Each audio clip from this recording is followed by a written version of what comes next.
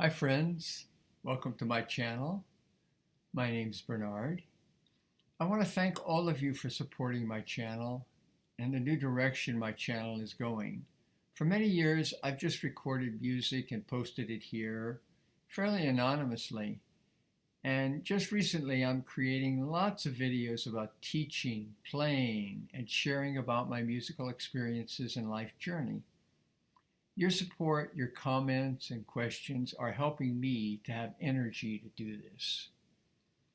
I feel like I have 1,000 friends waiting for the different projects I create, and the channel is growing. It's so exciting. I thank you again for watching, liking, commenting, and sharing.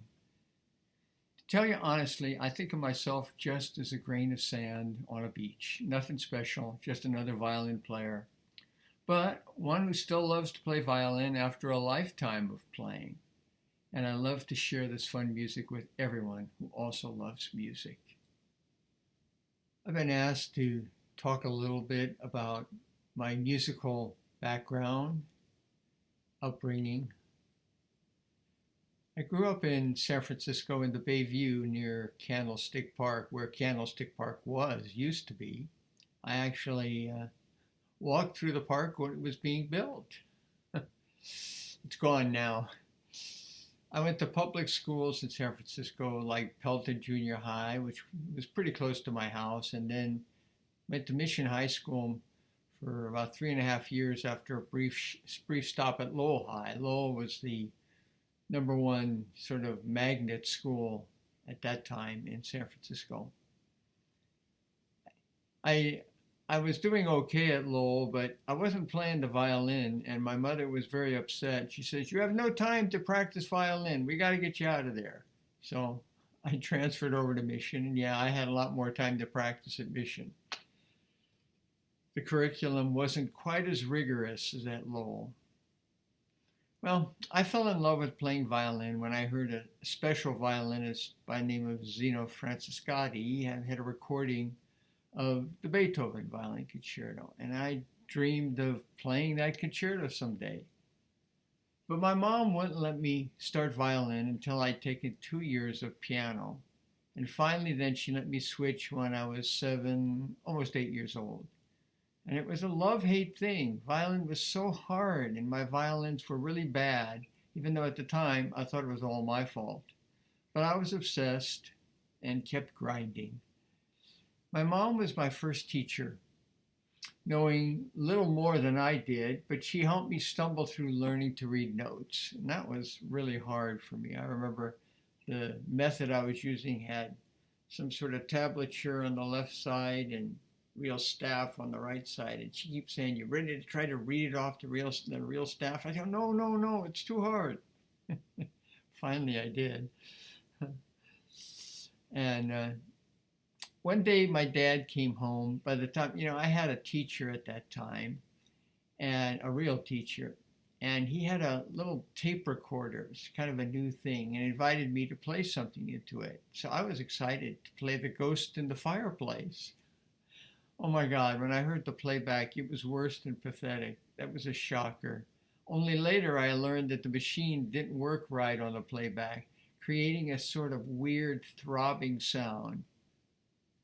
But I was obsessed with playing violin, and I kept on grinding.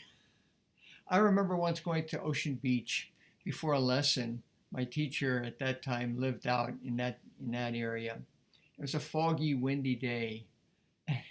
And man, I was a mess by the time I got to the lesson, disheveled. I mean, that wind was blowing. And I had this piece I was going to play called the Jamaican Rumba by gosh, I forget the guy's Benjamin, Arthur Benjamin, yeah. For my and my teacher had a visitor for some special person. I don't know who it was, but she was very special to my teacher, and she thought I was a good player, but I needed some lessons in dress. A very musical, moving moment for me when I was young was when my first teacher, Isabel Stovall, died. And my new teacher, Carol Weston, and her friend, I remember her name was Beulah Logan, they played the second movement of the Bach Double as a tribute to Mrs. Stovall at her memorial.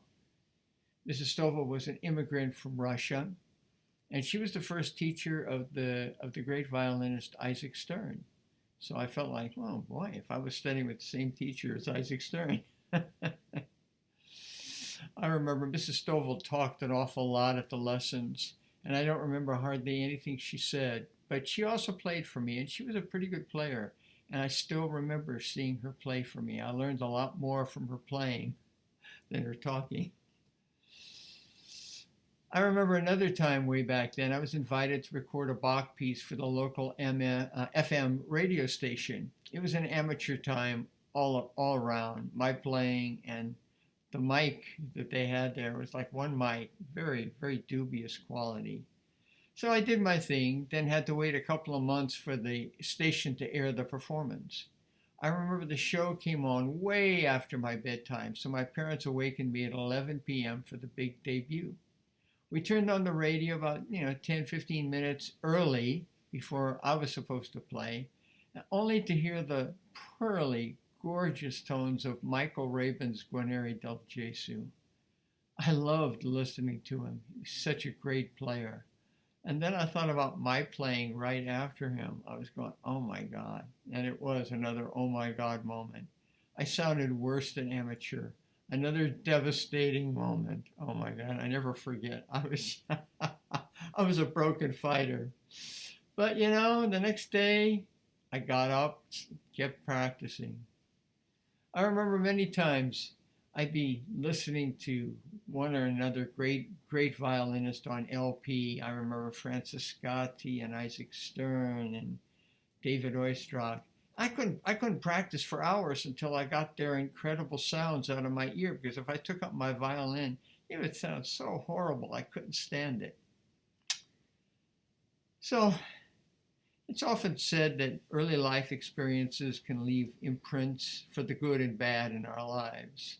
So I've had some really bad ones, but I was also lucky to have many good musical experiences, which I still remember and have positive vibes from. In my high school days, I was allowed to play in the All-City Honor Orchestra and later play solo with the San Francisco Symphony. Wow, that was super scary since I really didn't know what I was doing. I just played violin somehow. I never had a professional teacher. I'd had plenty of teachers who were musicians, but never a teacher that really knew the curriculum and how to develop a student's skills. Later, I also got lucky. I received a scholarship to go to Interlochen National Music Camp one summer in Michigan. That was pretty cool. And a few years later, when I was in college, I went to Aspen for a couple of years in the summer to play in the festival orchestra there. That's a really gorgeous place, really, really nice place to spend a couple of, few months in the summer working, because I was working, no mistake about it. I was playing in the orchestra. Well, when I was growing up, I remember once being given a copy of Wolfart's Opus 45 Etudes, which I play so often now, and told, go play some of these if you like. So of course, I was a kid, I tossed it in a pile to gather dust. Same thing happened with the Kreutzer Etudes. Hey kid, go play this. Never had a teacher to help me say, hey look, you need to play this one, let's start, throw them, and I'll show you how to do them. So I kid you not, the first etudes I ever played were Paganini Caprices. Does it surprise you? I seriously hurt my left hand playing a Paganini Caprice, since I never had any instruction in playing any etudes. And even when I was given the Paganini by my teacher, he could play and demonstrate, but he didn't have any idea of the difficulties and dangers for a young player. So I kind of kept stumbling along playing violin, and I went through college in San Francisco with a short stop at Curtis in Philly, and then being allowed to audition for the sub job in the San Francisco Symphony. Maestro Cripps, who knew me a little bit in San Francisco because he was there while I was growing up, and he heard me on the on this audition. I played the Mendelssohn Concerto, and it wasn't very rigorous, but he accepted me into the orchestra, and I was thrilled, of course, to be able to play with so many of my hometown heroes. I had been going and see the San Francisco Symphony perform for years, and there I was sitting up there playing with some of these, all these people that I had watched for so long. So exciting. Well, it was a great year, and then in a year later, I was unemployed again. What was I going to do? It was sort of a shock after the glory of playing with San Francisco. Suddenly it was all over. But I got lucky. The orchestra had a violin opening that very year, and it was a serious audition with concerto and excerpts, Don Juan and Brahms symphonies and Mozart, um, Marriage of Figaro Overture, Mendelssohn Scherzo, lots of the tough, tough excerpts. So I practiced and practiced. I think I must have practiced for 6 months on nothing but those excerpts. And so I guess I knew them because when I went down to play that audition, I was so nervous. My hands were just shaking. And like we started, I remember we started with the Mozart Fifth, which has that very slow adagio opening. And I was poised there, and I didn't know how I was going to get that bow on the string. So finally, I just do it, clunked the bow on the string, and thank God the rest of the audition went better because it seems like a miracle, and I won the audition. And when the day was over and they had given me the contract, I signed the contract, I was like in shock. I just couldn't believe that it actually happened. And it was quite an amazing experience, and especially for the first 3 years, with all the amazing repertoire that the orchestra played, Tchaikovsky symphonies, Brahms symphonies, Beethoven, Mozart, Prokofiev, Stravinsky, all kinds of stuff, working with Maestro Ozawa, who hired me. And it was an amazing experience for those first 3 years. But then, it started to get old. And I stayed there almost 20 years, and I just wasn't feeling fulfilled. And so I needed greater challenge, so I quit. Started looking for something else to do. Didn't find anything else to speak of until I finally said, well, maybe I could teach. So I started working at building up a full-time teaching studio here in California, and it took years to do it.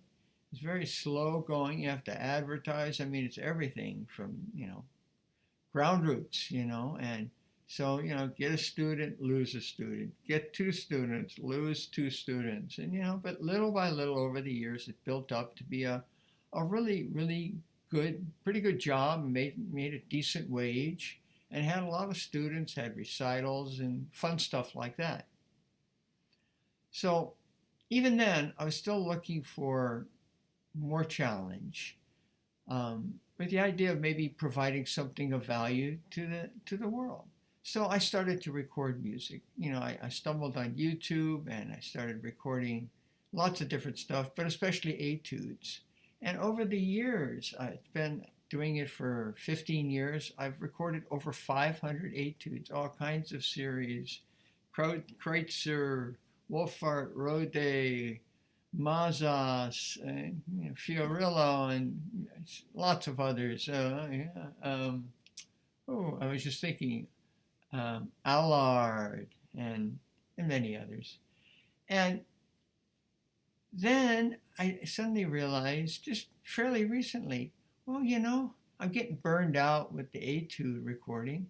Why don't I try to do some using the YouTube channel for teaching and putting up videos of basics and things like that. And it's been really, really exciting. I've put up, I don't know, a bunch of things, everything I could think of for beginning violin. And I'm just getting into lots about intermediate and of course advanced, and even showing some of my practice sessions. So I'm really now excited to make these videos and share violin playing knowledge online. And my ulterior motive, of course, is to motivate my private students to get them deeper into their violin studies, and it'll make my job here easier. I keep reminding them to check my teaching vids and have a free lesson every day. But of course, I'm so happy that many people around the world can also benefit from my experience and knowledge. Another aspect of the YouTube experience is making new musical friends, like you.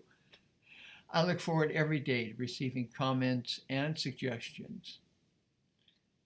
On a personal level about myself, I am on a keto diet.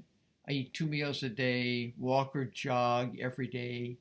I have an exercise regimen I do most days, push-ups, sit-ups, trying to stay young. I believe in scatter, don't gather. And I give thanks to our Creator for every day of life. Thanks for listening. Have a great day.